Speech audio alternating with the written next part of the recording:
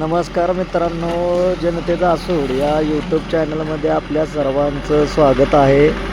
एका 2 तासापूर्वीच एका पत्रकार मित्राने टॉक इन मराठीचे आमचे अण्णा भोसले साहेब यांनी एक बातमी केली की कारखाना यामध्ये पाणी सोडतोय, घाण पाणी जे आहे ते, आणि पाटबंधारे विभाग का झोपलेला आहे का, अशा पद्धतीची एक बातमी केली.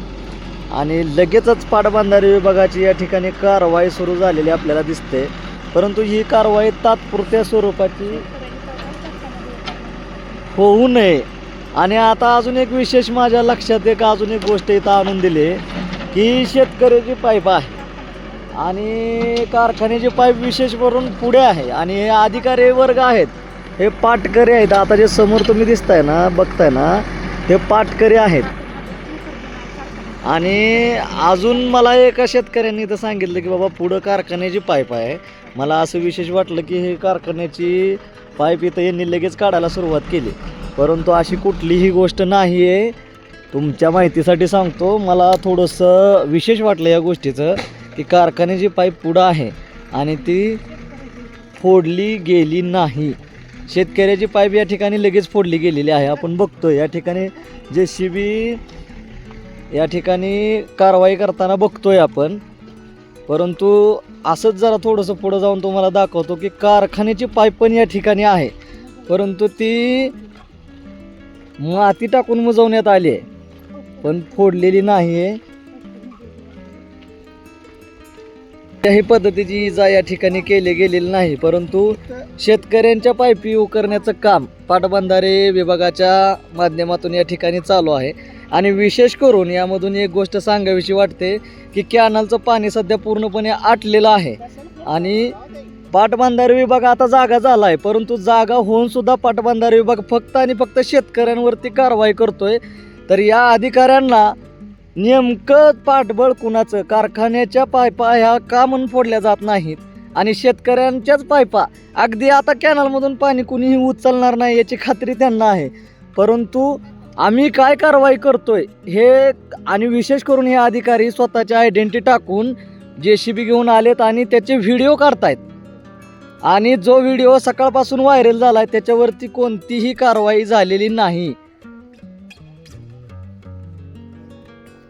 मला सांगायला तुम्हाला विशेष वाटेल की कारखान्यामधून जे घाण पाणी सोडले जाते याची जी बातमी केली होती, त्या बातमीला दुजोरा मिळतोय असं आम्हाला वाटलं होतं, परंतु पाटबंधारे विभागाकडून कारखान्याची जी पाईप आहे ती झाकून ठेवण्यात आलेली आहे, त्याच्यावरती माती दाबून ठेवले.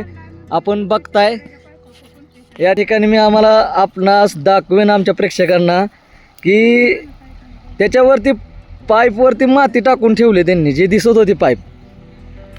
आणि जी शेतकऱ्यांच्या पाईप आहेत त्या शेतकऱ्यांच्या पाईप फोडण्याचं काम चालू आहे. आणि पाणी तुम्ही बघा, अतिशय काळं पाणी आहे. कुठनं आलंय काय नेमकं काय कळना, काय प्रकार आहे हा. हे पाणी तुम्हाला मी लांबून दाखवतोय, याचा अर्थ जे दिसतंय ना तसंच आहे ते काळं छान मस्तपैकी एकदम कॅनलचं पाणी. आणि वरच्या साईडला आपण बघितलं की तेच पाणी किती छान आहे, चांगलं आहे. याला कारणीभूत आहे तो कारखान्याचा जो पाईप आलेला आहे तो. आणि पाटबंधारे विभागाकडून याच्यावरती कारवाई चालू आहे. आपण बघतोय JCB या ठिकाणी आलेला आहे आणि कारवाई या ठिकाणी होते आहे. JCB आणि पाटबंधारे विभागाचे अधिकारी या ठिकाणी आपण पाहतो की कारवाई करतायत. तर कशा पद्धतीची कारवाई असेल, अतिशय छुप्या पद्धतीनं हा कारखान्याचा जो पाईप आहे तो वरच्या साईडमधून कुठेही त्याचं लवलेशी सापडणार नाही. ज्यावेळेस हाच कॅनल भरलेला असेल त्यावेळेस कोणतीही सुगावा तुम्हाला या गोष्टीचा लागणार नाही की इथं पाणी चालू आहे. आणि हेच वाहतं पाणी ह्या चांदापुरीच्या कारखान्यामध्ये, ओंकार साखर कारखान्याच्या इथून आहे. म्हणजे इथून पुढच्या गावांना सगळ्यांना या पाण्याची नेमक्या कशा पद्धतीचं पाणी मिळतंय हे आपल्याला या ठिकाणाहून ज्ञात होत असेल. एका शेतकऱ्यानं आमच्याकडे तक्रार केली होती याच्या अगोदर की कारखान्याचं पाणी घाण याच्यामध्ये सोडलं जातं आहे, परंतु नेमकं कुठं सोडलं जातं हे आमच्या पत्रकार मित्रांनी असेल किंवा गावकऱ्यांनी असेल या ठिकाणी बऱ्याच वेळा प्रयत्न केला की हे पाहावं नेमकं पाणी कुठं सोडलं जातं आहे. परंतु हे जर अशा पद्धतीचं असेल तर काय समजणार आहे कोणाला.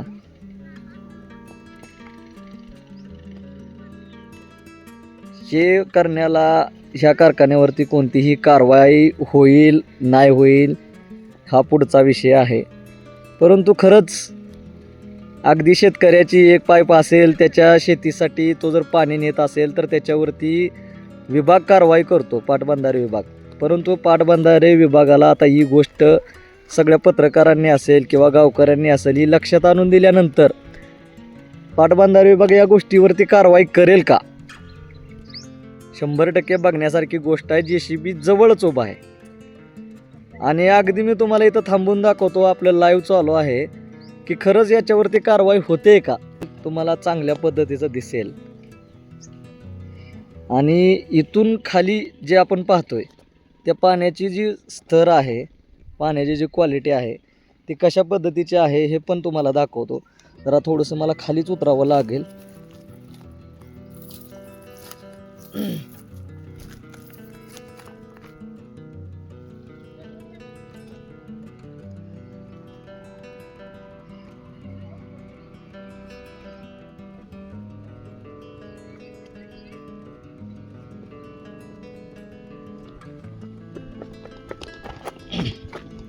हां, आत्ता मी या कॅनलमध्ये उतरलेलो आहे, आपण बघू शकता. आणि आता तुम्हाला दाखवण्यात खरी मज्जा येईल इथून पुढं, कारण वरनं दाखवताना या पाण्याचा स्तर नेमका कसा आहे काय आहे हे कुठलीही गोष्ट मला दाखवता येत नव्हती. हे प्लास्टर असल्यामुळं अतिशय मस्त वाटतंय आतमध्ये, पण सगळं काळं झालं आहे. हे का काळं झालं याच्यातला तुम्हाला फरक इथंच दाखवतो मी. ही पहा कारखान्याची पाईप, हे काळं पाणी.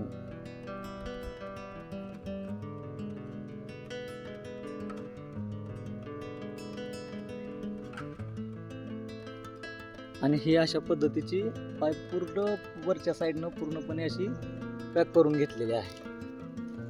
आणि हे पाणी काळं, तिथून हा चांदापुरीला जाणारा कॅनल आणि हा आपण सध्या कारखान्यापाशी. हे पाणी आपण बघू शकता जे वाहतंय थोडंफार ते इथं बघा. आणि हेच पाणी मी तुम्हाला वरच्या साईडला दाखवतो, किती फरक दिसतो या पाण्यामध्ये आणि खालच्या पाण्यामध्ये. जवळून दाखवतो जरा,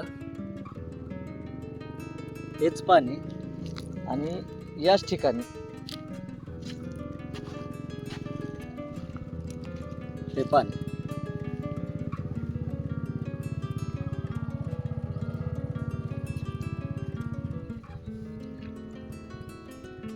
पाटबंधारे विभागाची कारवाई सुरू तर आहे, परंतु अशा पद्धतीनं फक्त पाईप काढून ही कारवाई नेमकी होईल का, याच्यावरती कोणती कारवाई होईल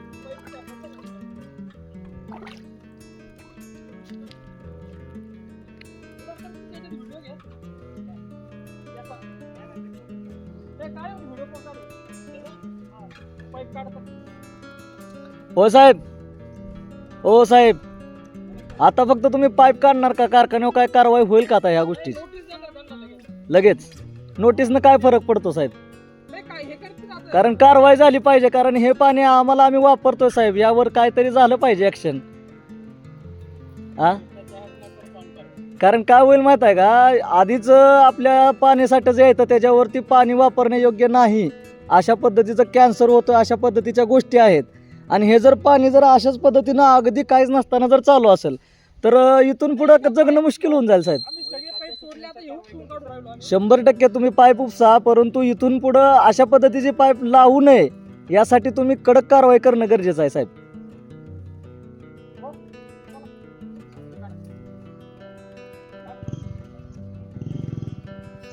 आपण पाहतोय मित्रांनो, शेतकऱ्याला सगळ्याच पद्धतीनं शेतीला पाणी असेल किंवा जनावरांसाठीचं पाणी असेल सगळ्याच गोष्टींना पाणी लागतं. तर त्या पाण्यामध्ये जर अशा पद्धतीचं जर कारखाना असेल किंवा काही गोष्टी असतील जर हे करत असतील तर हे औद्योगिकीकरण जो आपण म्हणतोय त्या औद्योगिकीकरणाचा विळखा आपल्याच नरड्याभोवती आवळला जातोय का, गळ्याभोवती आवळला जातोय का, हे पण खरंच खूप महत्त्वाचं आहे. कारण कारखान्यासारखी सगळ्यात मोठी यंत्रणा जी 4 ते 5 महिन्यांमध्ये कोट्यावधी रुपयांची उलाढाल करून जाते आणि त्या कोट्यावधी उलाढाल करणाऱ्या यंत्रणेला हे अधिकारी जाब विचारतील का? आता या अधिकाऱ्यांचं असं म्हणणं आहे मी विचारल्यानंतर की बाबा आम्ही कारवाई करू किंवा आम्ही कारवाई करू ते बोललेच नाही, ते बोलले की आम्ही नोटीस देणार आहे. तर नोटीस शेतकऱ्यांना दिलं जात नाही, त्यांच्या पाईप फोडल्या जातात, त्यांच्यावरती कारवाई केली जाते. परंतु या कारखान्यावरती नोटीस देऊन ह्या सगळ्या गोष्टी भागतील का? काय होईल नेमकं? आणि इथून पुढे हा कारखाना या गोष्टी बंद करेल का? जे पाणी सोडण्याचा विषय असेल, कोणताही विषय असेल तर हे होईल का? कारण आपण पाहतो की सर्वसामान्याच्या जीवनाशी खेळणारी सगळ्याच यंत्रणा आहेत. याच्यामध्ये सर्वसामान्याला कोणत्याही प्रकारचा न्याय मिळत नाही. आणि हा कॅनलचा जो विषय आहे तो अतिशय महत्त्वाचा विषय आहे की ज्याच्यामध्ये पाणी सोडलं जातं आहे. किती जणांच्या आरोग्याशी याचा खेळ होतो आहे. ठीक आहे, या पाण्याचा वापर पिण्यासाठी केला जात नसेल, परंतु खालच्या भागामध्ये ज्या ठिकाणी हे पाणी जातं आहे हेच पाणी फिल्टर होऊन लोकांना पिण्यासाठी वापरलं जातं आहे. याच पाण्यावरती खूप मोठी जनता या पाण्यावरती अवलंबून आहे. सरकार या गोष्टी लोकांपर्यंत पोहोचवण्याचा प्रयत्न करते की बाबा पाणी लोकांपर्यंत पोहोचलं पाहिजे. ज्या त्या गावातील नेते मंडळी असतील, कार्यकर्ते असतील, या गोष्टींसाठी भांडतायत की पाणी मिळालं पाहिजे. आणि या जगाचं सुद्धा आपल्याला समजतं की पाण्यासाठीच भांडण सुरू आहे. आणि आपल्या पाशी जे पाणी उपलब्ध आहे त्या पाण्याची जर अशी अवस्था असेल तर ही गोष्ट खूपच गंभीर आहे असं मला वाटतं.